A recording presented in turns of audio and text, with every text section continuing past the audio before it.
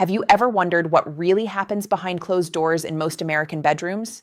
Not what people say they do, but what they actually enjoy? You might think it's all about passion and spontaneity, but the truth reveals something deeper about health, confidence, and even emotional connection. I'm Dr. Rosalia Viterbo, and today we're exploring the top 10 sexual activities Americans are into, based on real research and medical insights. Some of them will sound familiar, others might completely surprise you. Why does this matter? Because understanding what people enjoy sexually tells us more than just preferences. It reflects how we experience pleasure, stress, and even aging. It's about intimacy, not just performance. It's about how your body and mind respond to desire, touch, and trust. And here's something fascinating. The most common activities aren't always the ones that bring the most satisfaction. In fact, numbers 9 and 10 might make you rethink what really matters in a healthy sex life. So if you've ever felt curious, insecure, or even disconnected in your intimate life, stay with me. By the end of this video, you'll not only know the top 10 things Americans are doing in bed, but you'll also understand what they mean for your body, your hormones, and your emotional well-being. Let's start by uncovering why these habits matter more than you might think. Let's be honest, sex is one of the most natural parts of being human. It's how we connect, release stress, and feel desired. Yet it's also one of the least understood aspects of our health. Many people think sexual behavior is just about pleasure or attraction, but it's far more complex than that. Your sex life is deeply tied to your mental health, hormone balance, and even your cardiovascular system. When something feels off, low libido, difficulty connecting with a partner, or simply less excitement, it's not just in your head. It's your body trying to tell you something. Have you noticed how stress can completely change the way you feel about intimacy? Or how fatigue makes even affection feel like effort? That's because sexual desire depends on balance between your brain chemistry, your hormones, and your emotional safety. Here's the interesting part. The top sexual activities in America aren't just random trends. They actually mirror our social and biological realities. People are craving connection more than perfection. They're exploring ways to feel close, confident, and safe, sometimes even through unexpected forms of touch or communication. But here's the challenge. The more we compare ourselves to others, the more pressure we feel to perform instead of connect. And that pressure can quietly damage intimacy, confidence, and long-term satisfaction. So before we talk about what Americans are doing in bed, let's shift how we think about it. This isn't about judging preferences or ranking what's normal. It's about understanding how your sexual habits reflect your physical health and emotional well-being. Because once you see the patterns, you'll start noticing what your own body might be trying to tell you. And with that awareness comes power. The power to improve energy, intimacy, and overall happiness. Now let's look at what the science says are the top 10 sexual activities Americans are into, and what they reveal about your health and desire. Let's get into what the research shows and what it means for you. These insights come from national surveys and medical studies on sexual behavior and satisfaction. We'll go through the top 10 activities Americans are into, but with a doctor's lens to understand the why behind the desire. 1. Kissing. Still the number one form of intimacy. Yes, the most common sexual activity isn't even technically sexual. Kissing remains at the top of every list. It's where emotional connection starts, and it's also where trust begins. When you kiss, your brain releases oxytocin, the bonding hormone. It lowers cortisol, your main stress hormone, and helps your nervous system relax. That's why kissing can literally make you feel calm and loved. If you've lost the habit of affectionate kissing, try bringing it back. It can reignite intimacy faster than almost anything else. 2. Manual stimulation, learning the language of touch. The second most common activity is manual stimulation, simply touching each other. It may sound basic, but it's the foundation of sensual communication. Your skin has millions of nerve endings that respond to warmth, pressure, and texture. This kind of touch teaches your partner what feels good, and it teaches you to slow down and listen to your own body. For couples struggling with desire, this can be a bridge back to intimacy. You don't need to rush, you just need to reconnect. Oral sex, trust and vulnerability. Oral sex ranks third for both men and women. It's about pleasure, yes, but more importantly, it's about vulnerability and trust. It involves communication, comfort, and confidence. Medically speaking, oral sex also stimulates blood flow, heart rate, and the release of endorphins, your body's natural painkillers. That's why many people report feeling emotionally closer afterward. But remember, safety matters. Always practice good hygiene and protection, especially with new partners. 4. Vaginal intercourse, the classic connection. No surprise here, vaginal sex remains central for most couples. But what's changing is how people approach it. More couples now focus on quality, not just frequency. Good sex isn't just about performance. It's about understanding your body's rhythm, your hormones, your stress, your energy levels. For women, arousal often starts in the mind long before the body responds. For men, mental relaxation plays just as big a role in stamina and satisfaction. When your mind and body are in sync, everything works better. Circulation, hormones, and mood. 5. Role play and fantasy, the psychology of desire. Here's where things get interesting.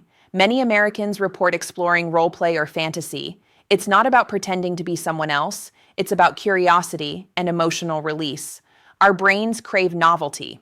Dopamine, the pleasure chemical, spikes when something feels new or exciting. That's why healthy experimentation can reignite attraction in long-term relationships. The key is consent and comfort. Never feel pressured, but never feel ashamed of your imagination either. 6. Mutual masturbation. Intimacy without pressure. This might surprise some, but it's becoming more common and more accepted. It allows couples to share pleasure without the pressure of penetration or performance. It's also a safe, honest way to explore what turns you on. Many therapists even recommend it to rebuild intimacy after childbirth, illness, or sexual burnout. Sexual health isn't about doing everything. It's about finding what feels emotionally safe and physically satisfying. 7. Watching together, the visual stimulus. So couples report watching adult content together. This can be healthy when approached consciously, not as replacement, but as conversation. It can open dialogue about preferences and fantasies. However, overuse or dependence can desensitize the brain's reward system. That means less real-life excitement and lower satisfaction over time. So moderation matters. Use it as inspiration, not comparison. 8. Massage and sensual touch, the forgotten art. Many Americans are rediscovering the power of touch beyond the bedroom. Sensual massage helps release tension, improve blood circulation, and activate the parasympathetic nervous system. Your body's relax and restore mode. When stress levels drop, libido naturally rises. A simple 10-minute back or neck massage can create the space for intimacy to return. Sometimes that's all it takes to rebuild connection after a long day. 9. Outdoor or adventurous settings, the thrill of risk. Here's where it gets surprising. Research shows many people crave a sense of adventure, trying intimacy in new environments. It's less about the act and more about the adrenaline. Novelty triggers dopamine and norepinephrine, which heighten excitement and pleasure. But be safe and respectful. Privacy and consent come first. The goal is shared fun, not fear or risk. 10. Emotional intimacy, the true core of desire. The most shocking discovery? Emotional intimacy, not physical activity, is now considered one of the top sexual experiences. Couples report that deep eye contact, cuddling, or simply talking openly about desires can feel as powerful as sex itself. This shift shows a cultural awakening. People want connection, not perfection. Oxytocin and serotonin, the same chemicals that bond parents to newborns, flood the body during emotional closeness. That's what keeps relationships strong, even when physical desire changes with age. Final medical insight. When you look at these 10 activities together, a clear pattern appears. The healthiest sexual relationships are built on communication, curiosity, and compassion, not comparison. You don't need to do everything on this list. What matters most is that your body feels respected and your emotions feel safe. A satisfying sex life isn't about what's trending. It's about connection that heals, energizes, and lasts. So, what does all of this really tell us? That sexual activity isn't just about what happens physically, it's a reflection of your entire well-being. When you heard the top 10, you probably noticed a theme. The most fulfilling experiences weren't about perfection, performance, or pressure. They were about connection. Kissing, touch, trust, communication. These are the real foundations of a healthy sex life. They regulate your hormones, reduce stress, and strengthen emotional bonds. In medicine, we see this every day. Couples who feel emotionally close often report fewer sexual problems and higher overall happiness. And it's not about age or body type. Your sexual health evolves as you do. What felt right in your 20s may look different in your 40s. And that's okay. Desire doesn't disappear, it just changes shape. Remember, your brain is your biggest sexual organ. When your mind feels safe and understood, your body responds naturally.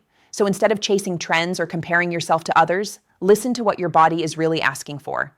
Maybe it's more res, maybe it's more affection, maybe it's time to have an honest, compassionate conversation with your partner. And if you're single, this still applies to you.